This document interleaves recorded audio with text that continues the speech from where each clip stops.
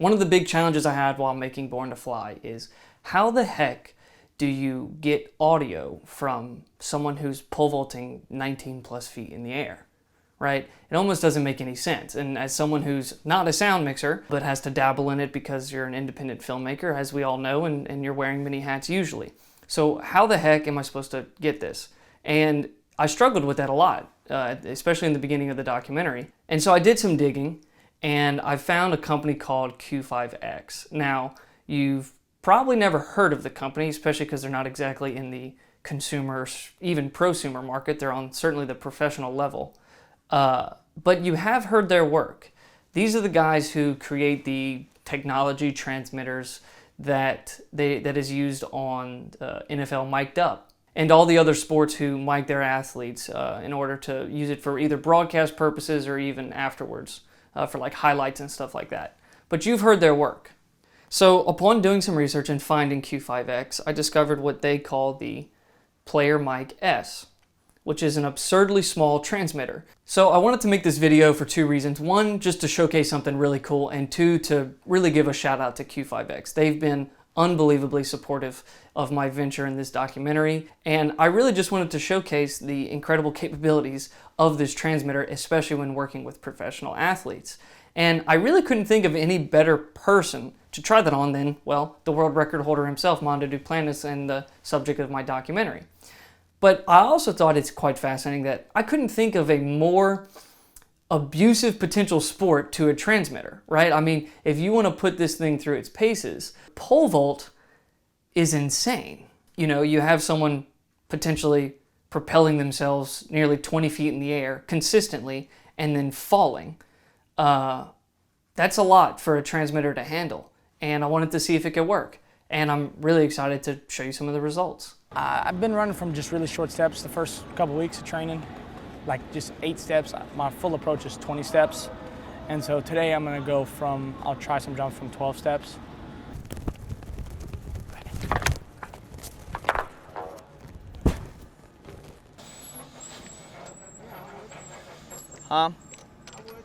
Just don't know where my run's gonna be. You can put them on 80. Oy, oy, oy.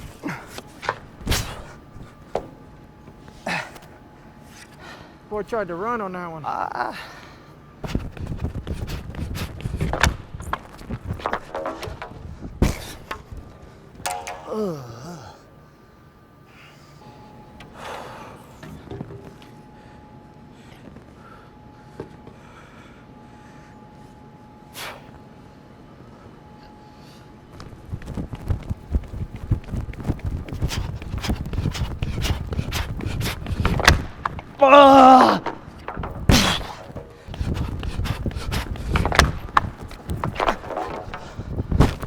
Got him.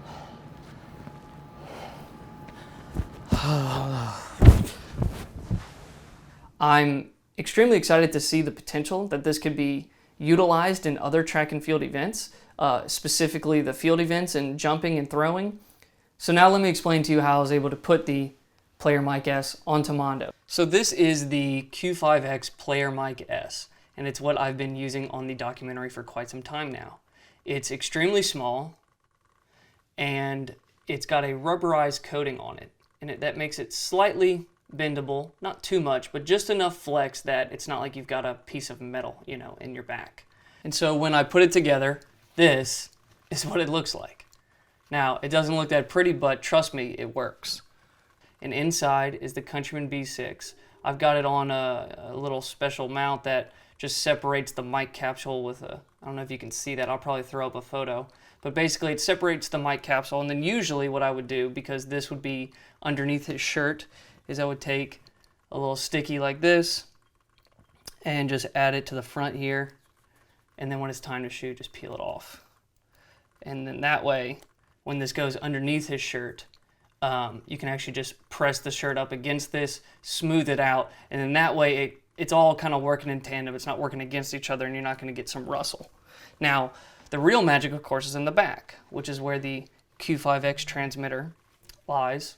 And the transmitter sits inside of here, allowing the antenna to come out, and then, of course, this one little piece that comes out, which is the mic cable. Now what's really cool is I also have this mic commander here. And I won't go through the whole tutorial now, but basically this allows you to turn on, change the frequency, and do everything that you need to do to the transmitter remotely from the mic commander here. And so of course that's super important, because once you put the mic on the athlete, you're not exactly wanting to have to constantly go up to them and adjust frequencies or anything like that. And so this has a pretty incredible range, and it allows me from, I've never tested it super far, but certainly 50 to 100 feet away from Mondo, be able to adjust the gain, change the frequency if we're getting some interference, all that kind of stuff. And it handles it all from here, and as well as turn the mic on, turn the transmitter on and off from this. So that to me is what makes this super special. It looks pretty rudimentary, but you know what? It works. And I've captured Mondo jump over 19 feet, 5.8 meters, 30, 40 times now utilizing this system, and it's worked handsomely. And I also took it to Oxford, Mississippi to meet up with the two-time world champion, Sam Kendricks, who's a part of the documentary as well.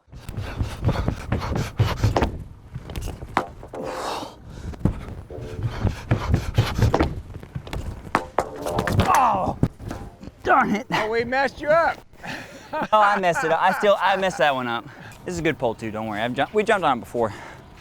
We haven't even gotten in the noose. Did we jump on it here? No.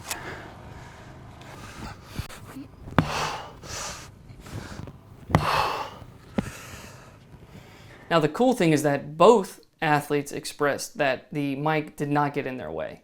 And that to me said a lot, because pole vault is such a movement intensive sport that for the transmitter and mic combo to not get in their way really kind of blows my mind.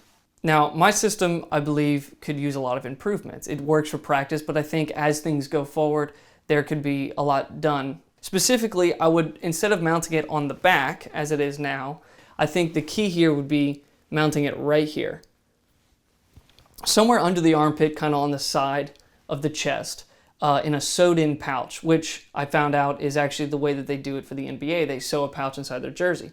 And so I do believe a sewed-in pouch that holds it completely tight against their skin, and then minimizes the amount of cable run that it takes to get it to the front would be the most ideal. So needless to say, I've got a little work to do. I want to try and mount it in different positions to find out the most effective way to mount it on a track and field athlete. I'd also like to try it with other track and field athletes. I want to try it on sprinters. So if you know anyone who would like to utilize this technology, reach out to me and maybe we can test it out on the entire spectrum of track and field athletes. That would be really, really cool. Thanks again to Q5X. This is not a sponsored video, but they've just been so incredibly kind to me and helpful in my documentary.